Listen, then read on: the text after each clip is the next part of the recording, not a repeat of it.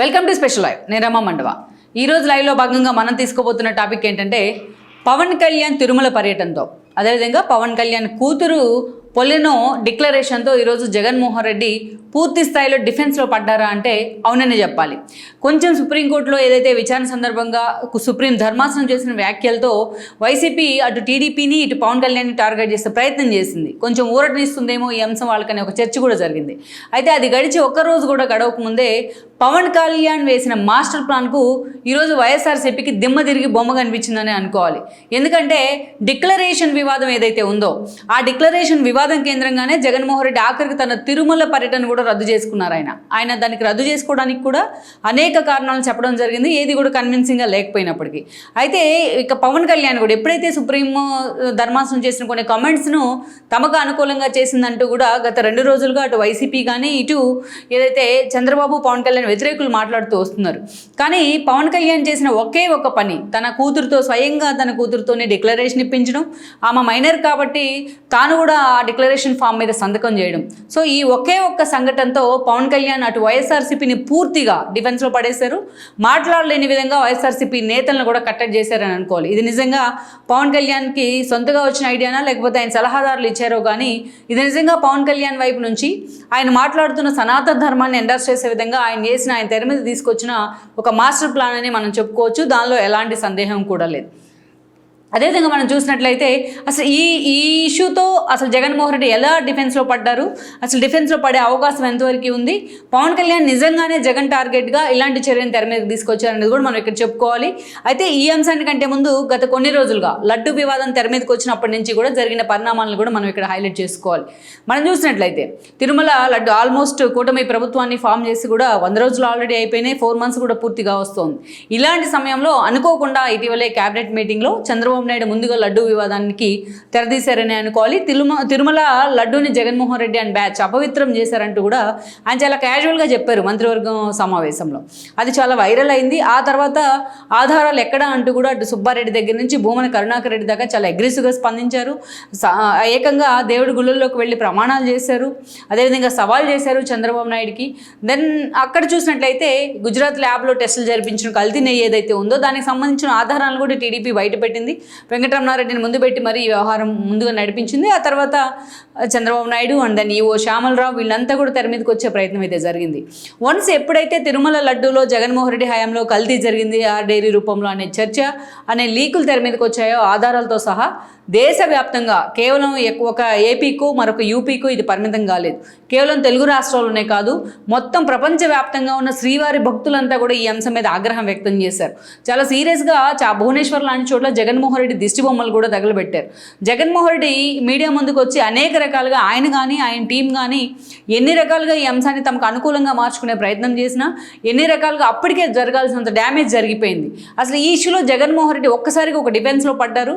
తన అడుగులు ఈ విషయంలో ఎటు వెళ్ళాలి ఎటు వెయ్యాలి అనే ఆలోచన కనీసం ఆ సలహా ఇచ్చే పరిస్థితి కూడా ఆయన దగ్గర లేదని అనుకోవాలి. ఆ సలహాదారులు ఆ పరిస్థితిలో లేరని అనుకోవాలి. పైగా ప్రెస్ మీట్లు పెట్టి మరి మళ్ళా తిరిగి చంద్రబాబు నాయుడు మీద బురద జల్లే విధంగా ఆయన మాట్లాడడం కానీ చంద్రబాబు నాయుడికి బుద్ధి చెప్పాలి అంటూ మోడీకి లేఖ రాయడం కానీ ఈరోజు మోడీ ప్రభుత్వం ఎన్డీఏ సర్కార్ ఉన్న పరిస్థితుల్లో చంద్రబాబు నాయుడు ఎంత కీలకమో మనకు తెలిసిందే. ఆ విషయం తెలియని అమాయకులేం కాదు అటు మోడీ కానీ అమిత్ షా కానీ. అలాంటి సిచ్యువేషన్లో చంద్రబాబు నాయుడికి బుద్ధి చెప్పాలంటూ జగన్మోహన్ రెడ్డి లెటర్ రాసిన తీరు కూడా హాస్యాస్పదంగా ఉంది. ఎందుకంటే ఆయన ఏదైతే కూటమి ప్రభుత్వానికి వ్యతిరేకంగా ధర్నాలు నిరసనల పేరుతో ఢిల్లీకి వెళ్తే కనీసం జగన్మోహన్ రెడ్డి మొహం కూడా బీజేపీ నేతలు చూడడానికి ఇష్టపడలేదు. అమిత్ షాని కలవాలని అపాయింట్మెంట్ పై కనీసం అపాయింట్మెంట్ కూడా జగన్మోహన్ రెడ్డికి దక్కలేదు. ఈవెన్ సాయిరెడ్డి లాంటి వాళ్ళే వైసీపీ వైపు నుంచి రాజ్యసభ సభ్యులుగా ఉండి బీజేపీతో అంత యాక్సెస్లో ఉంటే బట్ వేరేస్ జగన్మోహన్ రెడ్డికి మాత్రం అపాయింట్మెంట్ కూడా దక్కని పరిస్థితిలో ఉంది. సో అలాంటి సిచ్యువేషన్ నుంచి ఈయన ప్రతి అడుగు కూడా జగన్మోహన్ రెడ్డి ఈ లడ్డు వివాదం తెర మీదకి వచ్చినప్పటి నుంచి కూడా ఆయన వేసే ప్రతి అడుగు కూడా ఆయన డిఫెన్స్లో పడేస్తూనే ఉంది. ఎప్పుడైతే పర్టికులర్గా పవన్ కళ్యాణ్ లాంటి వాళ్ళు ముందుకు వచ్చి చాలా అగ్రెసివ్గా సనాతన ధర్మం గురించి ఆయన మాట్లాడారు. ఎప్పుడు కూడా అటు చంద్రబాబు నాయుడు లోకేష్ స్థాయిలో మాట్లాడిన విధంగా కూడా ఆయన మాట్లాడడం జరిగింది. తాను సనాతన ధర్మం కోసం ఎంత దూరమైనా వెళ్తానంటూ మాట్లాడారు. అదేవిధంగా ప్రకాష్ రాజ్ దగ్గర నుంచి పొన్నవోలు దాకా వాళ్ళు మాట్లాడుతున్న తీరును కూడా హిందువుల మనోభావాలను కించపరుస్తున్నారంటూ కూడా చాలా స్ట్రాంగ్గా కౌంటర్ ఇచ్చే ప్రయత్నం చేశారు ఆయన. కార్తీ లాంటి వాళ్ళు వెంటనే క్షమాపణ కూడా చెప్పడం జరిగింది పవన్ కళ్యాణ్ చేసిన కామెంట్స్తో. అలా అటు హిందువుల్లో కానీ హిందూ మనోభావాలను గౌరవించే విషయంలో కానీ హిందూ సంఘాల విషయంలో కానీ పవన్ కళ్యాణ్ చేసిన వ్యాఖ్యలను వన్ సైడెడ్గా అందరూ కూడా వెల్కమ్ చేసిన పరిస్థితుంది.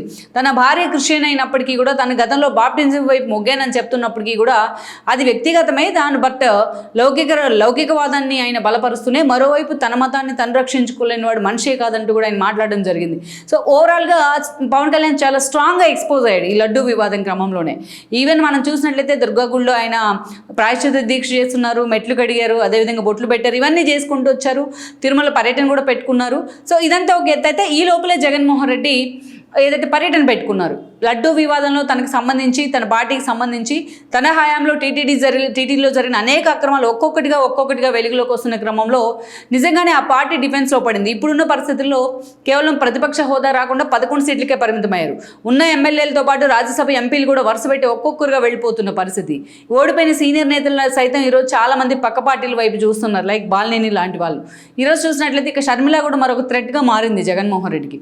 ఇలాంటి సిచ్యువేషన్లో లడ్డూ వివాదం జగన్మోహన్ రెడ్డిని ముప్పేట దాడి జరిగింది, ఉక్కిరి బిక్కిరి చేసింది. దేశవ్యాప్తంగా ఆయన దిష్టి బొమ్మలు తగలబెట్టిన తీరుతో 5 ఏళ్ల జగన్మోహన్ రెడ్డి పాలనలో ఇంతకంటే అరాచకాలు చాలా జరిగినా ఇది ఇంకా సెన్సిటివ్. శ్రీవారు అంటేనే తెలుగు ప్రజలకే కాదు ప్రపంచవ్యాప్తంగా హిందువులకు కూడా అంత సెన్సిటివ్ భక్తి ఆయన మీద.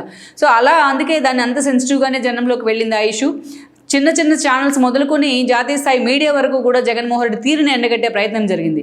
సో ఇది ఇంత డ్యామేజ్ అయింది కాబట్టి జగన్మోహన్ రెడ్డి దాన్ని తీరిగ్గా కడుక్కునే ప్రయత్నం అయితే జరిగింది, చేతులు కాలేక ఆకులు పట్టుకున్న చందంగా. ఈ క్రమంలోనే నేను తాడ పార్టీ నేతలతో ఏదైతే దేవాలయాల్లో అన్ని తన పార్టీ నేతలు సీనియర్ నేతలు ఉన్న చోటల్లా కూడా ఆల్మోస్ట్ అన్ని కాన్స్టిట్యున్సీలో దేవాలయాలకు వెళ్ళి పూజలు చేయాలని కూడా ఆయన ఆదేశించడం జరిగింది. అంతేకాదు అదే రోజున ఆయన తిరుమల వెళ్ళాలని కూడా ఒక ప్లాన్ చేసుకున్నారు. తిరుమల ఎప్పుడైతే జగన్మోహన్ రెడ్డి తిరుమల వెళ్ళాలని అనుకున్నారో అప్పుడు మొత్తం స్వామీజీలు, మఠాధిపతులు, పీఠాధిపతులు, అయితే హిందూ ధర్మ పరిరక్షకులు అని చెప్పబడే వాళ్ళు చాలామంది తిరుమలలో వాళ్ళు రావడం జరిగింది. జగన్మోహన్ రెడ్డి పర్యటన అడ్డుకుంటామంటూ వార్నింగ్ ఇవ్వడం జరిగింది. ఇక టీడీపీ వైపు నుంచి చూసినట్లయితే చంద్రబాబు నాయుడు ఏదైతే డిక్లరేషన్ ఇవ్వకుండా జగన్మోహన్ రెడ్డి వచ్చినట్లయితే మేము అలౌ చేసే ప్రసక్తే లేదంటూ కూడా ఆయన మాట్లాడారు. లోకేష్ మాట్లాడారు. పవన్ కళ్యాణ్ కూడా జగన్మోహన్ రెడ్డి డిక్లరేషన్ ఇవ్వాల్సిందే అన్నారు. కానీ అంతే పోటీగా వైసీపీ నేతలు కూడా భూమన్ కరుణాకర్ రెడ్డి లాంటి వాళ్ళు ఎవరు అడ్డుకుంటారో చూస్తాం, మేము డిక్లరేషన్ ఇవ్వకుండానే లోపలికి వెళ్తామంటూ కూడా మాట్లాడారు. చాలా చర్చ జరిగింది దీని మీద. ఎందుకంటే గతంలో సోనియా గాంధీ తిరుమలకు వచ్చారు వైఎస్ ముఖ్యమంత్రిగా ఉన్న సమయంలో, ఆవిడ డిక్లరేషన్ ఇచ్చారు. ఈవెన్ జగన్మోహన్ రెడ్డి ప్రతిపక్ష నేతగా ఉన్నప్పుడు కూడా డిక్లరేషన్ ఇచ్చి మరి తిరుమలలోకి వెళ్ళారు. ఆయన సొంత చెల్లైన షర్మిల కూడా ఈరోజు డిక్లరేషన్ ఇచ్చే వెళ్ళాలి, హిందువుల మనోభావాలను జగన్ గౌరవించాలంటూ కూడా మాట్లాడుతూ ఉన్నారు. గతంలో సోనియా గాంధీ అండ్ రాజీవ్ గాంధీ లాంటి వాళ్ళు నేపాల్లో ప్రసిద్ధ దేవాలయమైన పశుపతినాథ్ టెంపుల్కి వెళ్ళాలంటే అక్కడ ఎందుకంటే సోనియా గాంధీ క్రిస్టియన్ కాబట్టి ఆమెని వాళ్ళు డినై చేసే ప్రయత్నం చేశారు.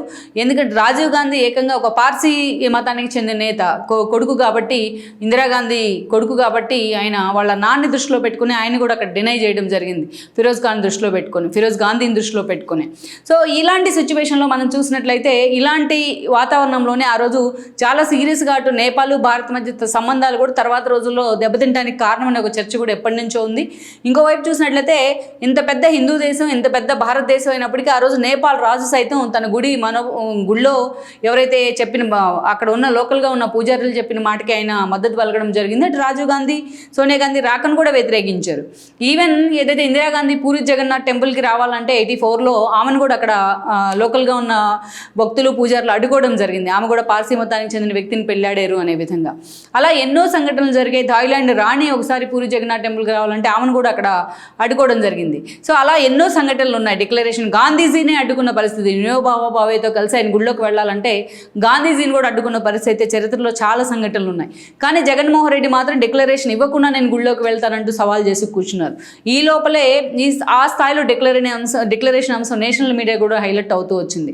సో ఈ క్రమంలోనే జగన్మోహన్ రెడ్డి తాను వెళ్తే అక్కడ హిందువుల సంఘాలు ఎవరైతే ఉన్నాయో, హిందూ సంఘాలు కానీ పీఠాధిపతులు, మతాధిపతులు తను అడ్డుకునే ప్రయత్నం చేస్తే, తను బలవంతంగా వెళ్లే ప్రయత్నం చేసినా అక్కడ ఏదైనా హింసాస్కారం ఉన్నది ఒక చర్చ అయితే, మరోవైపు తాను ఈ స్థాయిలో తన మీద హిందువులు దాడి జరుగుతోన్న హిందూ మతం వైపు నుంచి తను బలవంతంగా డిక్లరేషన్ ఇవ్వకుండా వెళ్తే అది తన పార్టీకి డ్యామేజ్ అవుతుంది అనేది ఇంకో ఆలోచన అయి ఉండొచ్చు.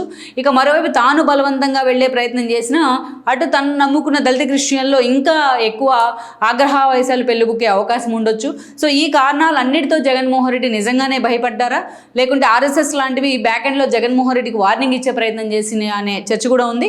బట్ ఓవరాల్గా అయితే జగన్మోహన్ రెడ్డి కారణాలు ఏవైనా కానీ ఆయన ఈ విషయంలో మాత్రం వెనక్కి దగ్గర డిక్లరేషన్ రద్దు చేసుకున్నారు. రద్దు చేసుకుంటమే కాక అదే రోజు మీడియా ముందుకు వచ్చి ఇదేం సనాతన ధర్మం, ఇదేమి హిందూయిజం అంటూ కూడా ఆయన చాలా ఆరిగెంట్గా మాట్లాడారు. అంతేకాదు ఇదేం దేశం, ఇదేం మతం అంటూ కూడా ఇదే దేవుడి గుడికి వెళ్తానంటే అడ్డుకోవడమేనా హిందూయిజం, ఇదేం మతం ఇదేం దేశం అంటూ కూడా ఆయన చాలా ఆక్వర్డ్గా మాట్లాడడం జరిగింది. దేశాన్ని రాజ్యాంగాన్ని అవమానించే విధంగా సెక్యులర్ కంట్రీ అయిన ఇండియా గురించి. సో ఆ స్థాయిలో ఆయన తప్పు మీద తప్పు చేసుకుంటూ వచ్చారు. సో ఈ వ్యాఖ్యలతో వైఎస్ఆర్సీపీ నేతలు నిన్నటిదాకా ఆయన పక్క నుండి మాట్లాడిన వాళ్ళు కూడా పూర్తి స్థాయిలో డిఫెన్స్లో పడే పరిస్థితి. లడ్డూ కల్తీ నుంచి ఎలాగా ఆ మరకను కడిగేసుకుందామని వాళ్ళు ప్రయత్నం చేస్తూ ఉంటే సనాతన ధర్మానికి సంబంధించి హిందూ ధర్మానికి సంబంధించి ఏకంగా సెక్యులర్ దేశమైన ఇండియా రాజ్యాంగాన్ని ప్రశ్నిస్తూ ఆయన చేసిన కామెంట్స్కి సంబంధించి చాలా వైరల్ అయ్యే కామెంట్స్, చాలా నెగిటివ్ కూడా అయింది.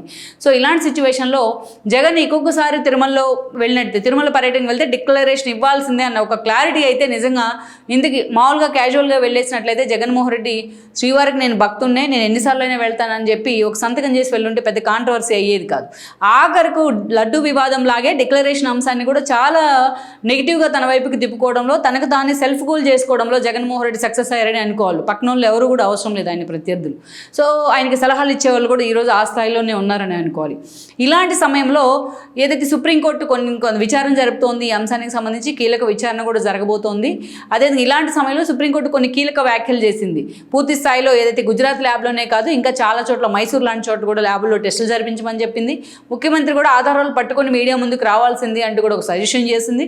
సో దీన్ని తనకు అనుకూలంగా జగన్మోహన్ రెడ్డి మాట్లాడుకునే ప్రయత్నం చేశారు. మీడియా ముందుకు వచ్చారు, ఆ పార్టీ నేతలు మాట్లాడుతూ ఉన్నారు. ఈరోజు చంద్రబాబు నాయుడికి పవన్ కళ్యాణ్కి చెంపదెబ్బ అన్నట్టుగా కూడా వాళ్ళు మాట్లాడుతూ ఉన్నారు. అయితే ఇక్కడే పవన్ కళ్యాణ్ వైపు నుంచి ఒక ట్విస్ట్, ఊహించిన ట్విస్ట్ తెర మీదకి వచ్చింది. పవన్ కళ్యాణ్ ఆల్రెడీ తిరుమల పర్యటనకు వెళ్తానంటూ కూడా ప్రాయశ్చిత్త దీక్ష విరమిస్తానంటూ కూడా ఆయన మొన్నే ప్రకటన చేస్తున్నారు. ఏకంగా ఆయన కాలినడకను గుడిమెట్లు ఎక్కి మరీ వెళ్ళున్నారు. సో ఆయన ఏదైతే ఇంతేనా పవన్ స్టామినా అంటూ కూడా ఆయన చాలా చోట్ల ఆగుతూ వెళ్ళారు, ఆయాసపడుతూ వెళ్ళారు. దీన్ని కూడా ట్రోల్ చేసే ప్రయత్నం జరిగింది వైసీపీ వైపు నుంచి. చాలా రోజులుగా ఆయన అంతకుముందు బాడీ ఫిట్నెస్సే ఉంది. మనం అక్కడమ్మాయి ఇక్కడ అబ్బాయి సినిమాలు చూస్తే తెలుస్తుంది మన ఎంత కరాటే ఆయన ఏ కరాటే హోల్డరు అనేది. సో అలాంటి పవన్ కళ్యాణ్ చాలా రోజులుగా ఆయన సినిమాలు చేయట్లేదు, ఇటు రాజకీయాల్లో బిజీ అయి ఉన్నారు. ఈ మధ్యకాలంలో ఫీవర్ కూడా వచ్చింది ఆయనకి, దట్టు ప్రాయశ్చిత్త దీక్ష పేరుతో ఉపవాసం కూడా ఉంటున్నారు. సో మైట్ బి ఈ కారణాలతో ఆయన చకచకా తిరుమల మెట్లు ఎక్కలేకపోయి ఉండొచ్చు. బట్ దీన్ని కూడా రాజకీయం చేసే ప్రయత్నం చేసింది వైసీపీ సోషల్ మీడియా. బట్ ఇక్కడే పవన్ కళ్యాణ్ ఒక ఊహించని ట్విస్ట్ అయితే ఇచ్చాడు. ఇవన్నీ మర్చిపోయే విధంగా పవన్ కళ్యాణ్ తన కూతురులు ఇద్దరిని పెట్టుకొని, రేణుదేశాయి కూతురు ఆద్యతో పాటు పొలినా ఉన్నారు, ఆవిడ ఏదైతే అన్నా లెజ్నోవా కూతురు, వాళ్ళిద్దరిని వెంట పెట్టుకుని ఆయన తిరుమలకు వెళ్ళున్నారు. సో అటు ఏదైతే తన కూతురుతో పాటు పొలినాతో ఈరోజు ఆయన డిక్లరేషన్ ఫామ్ని దగ్గరుండి మరీ ఇప్పించడం జరిగింది. అది వీడియో కూడా తీస్తున్నారు, డైరెక్ట్ లైవ్ కూడా పెట్టుకున్నారు చాలా ఛానల్స్. ఆమె మైనర్ కాబట్టి పొలినో ఈరోజు ఆయన పూర్తి పొలినో అంజనా ఆమె పేరు, ఆమెతో పాటు ఈయన కూడా మైనర్ కాబట్టి ఆ డిక్లరేషన్ ఫామ్ మీద పవన్ కళ్యాణ్ కూడా సంతకం చేయడం జరిగింది. ఇది ఒక అత్యంత కీలకమైన అంశం. గతంలో పవన్ కళ్యాణ్ తన భార్య లెజ్నోవా క్రిస్టియన్ కాబట్టి తాను కూడా బాప్టిజం వైపు మళ్ళాను అని కూడా మాట్లాడారు. దీన్నే రోజా లాంటి వాళ్ళు చాలా సీరియస్గా టార్గెట్ చేస్తూ ఉన్నారు. ఈరోజు అందుకే తానే స్వయంగా తన కూతురుతో డిక్లరేషన్ ఇప్పించడమే కాదు, తన సొంత కూతురుతోని అదేవిధంగా ఆ డిక్లరేషన్ ఫామ్ మీద ఆ మైనర్ కాబట్టి తాను కూడా దాని మీద సంతకం చేయడం ద్వారా పవన్ కళ్యాణ్ ఒక మంచి మెసేజ్ ఇచ్చే ప్రయత్నం చేశారు.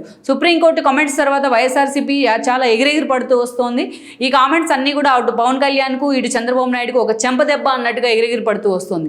సో వీళ్ళందరినీ నిజంగానే చెంపదెబ్బ కాదు పళ్ళు రాలు కొట్టే విధంగా ఈరోజు పవన్ కళ్యాణ్ ఒక వ్యూహాన్ని అయితే తెర మీదకి తీసుకొచ్చారు. అది వ్యూహం అనుకోవాలా, ఆయన క్యాజువల్గా చేశారనేది మనం పక్కన పెడితే స్వయంగా ఇలాంటి ఒక క్రూషియల్ పీరియడ్లో ఆయన తిరుమలకు వెళ్ళడం ఒక ఎత్తు అయితే తన కూతురు ఇద్దరిని తీసుకొని వెళ్ళడం మరొక ఎత్తు. అంతేకాదు తన కూతురుతో, తన సొంత కూతురైనా ఏదైతే పొలినోతో పక్కన ఇద్దరు కూతురులను కూర్చోబెట్టుకుని ఆయన డిక్లరేషన్ ఫామ్ మీద సంతకం చేయించడం, దాంతోపాటు ఆ మైనర్ కారణంగా తాను సంతకం చేయడం మాత్రం ఈరోజు వైసీపీ నేతలకు ఒక ఫ్యూజులు ఎగిరిపోయాయి అనుకోవాలి ఇలాంటి ఇష్యూతో.